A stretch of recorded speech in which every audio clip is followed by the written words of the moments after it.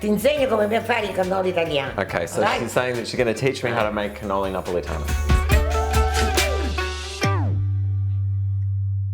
My name's Andrew and this is my Nonna Enza, and today we're going to make cannoli alla napolitana.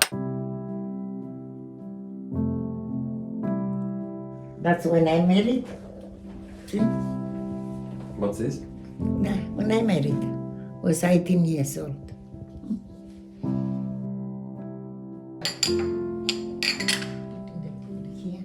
I basically grew up living at Nonna's place. Both my parents worked, and so I used to go spend all of my weekdays there before I started school. So grew up with her and my grandfather a lot. I'd stay over, we'd cook all the time, and he'd make wine and salami and all of that sort of stuff. And then upstairs Nonna would be making pasta, and they had a massive vegetable garden. There'd be tomatoes and beans and like pretty much everything that you could ever want. It was always about food, and when we'd come together as a family, it was always around food as well. It was a way that we all connected with one another, and it was this thing that kind of brought everybody together and glued the whole family together. Beautiful. I got for another time. My Nonna's name is Enza or Vincenza, and she's 84 or turning 84 shortly.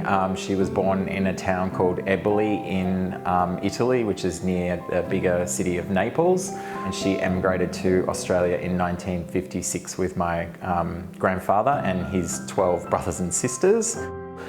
She's constantly, you know, looking after people and caring for people and cooking great food, and so yeah, she's definitely that matriarch sort of figure of our family. This is a spoon of sugar, Caster sugar. Yeah, okay.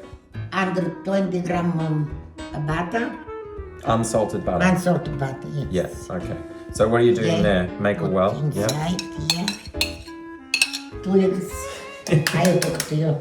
So I think the cannoli recipe is really special because it's something that we had at pretty much every sort of family function. Yeah. And I think it's also something that, for me, it's special because it's something that you can't just go to the shop and buy. Or you can, but it's not the same. It's a dry white wine? Yeah, dry wine. Dry wine. If you want the real sort of deal, you've got to make it yourself. And there's only one person that I know that knows how to make it, and that's her. I think about half a cup enough. Half a cup's enough. Yeah. Put it together. Hold the bottle. So that's 3 cups of plain flour, 6 tablespoons of caster sugar, 2 eggs cracked inside, 120 grams. 120 grams of butter, and half a cup of wine. Half a cup of wine. Well, the most important learning from last year and all of the stuff that happened last year is to not take people for granted, and to not take for granted the fact that everyone is going to be there all the time whenever you want. Nice, smooth. I think that's a huge thing, and that's part of why, you know, we wanted to come together and share this cannoli recipe. Make sure that that recipe and that love for food continues on for our family as well. We got ricotta here, 1 kilo, and almond.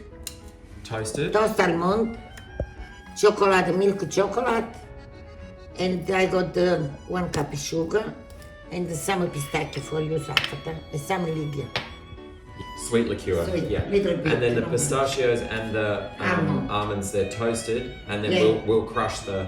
Yeah, we crush. We do the ricotta first. For 4 months or however long it was, we were in lockdown and couldn't go outside of 5 kilometres, and even if we could, I wouldn't have gone into the house anyway because it wasn't safe. So as a result of that, we dropped off an iPad and taught her how to use the internet, and now it's very strange to get a FaceTime call or a Facebook message from your grandmother. She'll just give you a FaceTime call, and sometimes I'll call her on FaceTime and go to the Vic Market, and I'll show her all the food, and she'll tell me what to get and what not to get.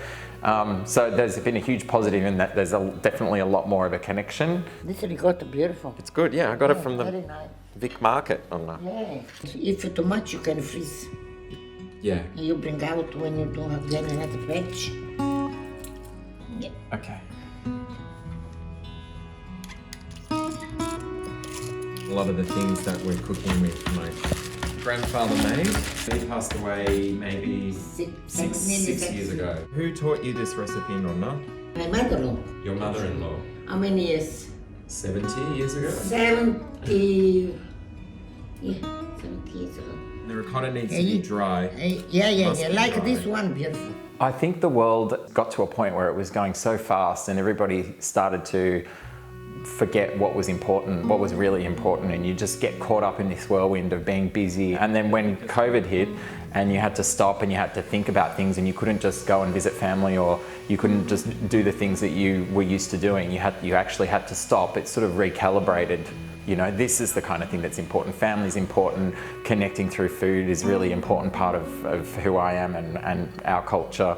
When you do like this, always never put again like this. This one side. Oh. Nice and white. I've completely changed my priorities. I guess that's where I am as a result of it, and I'm so much happier for it as well. So it's got to say something.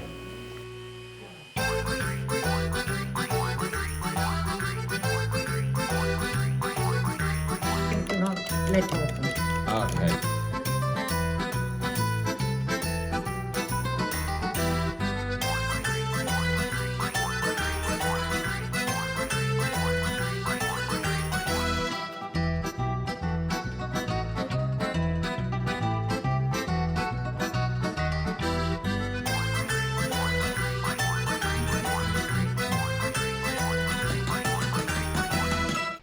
Oh, and I'm very sending Italy to my sister.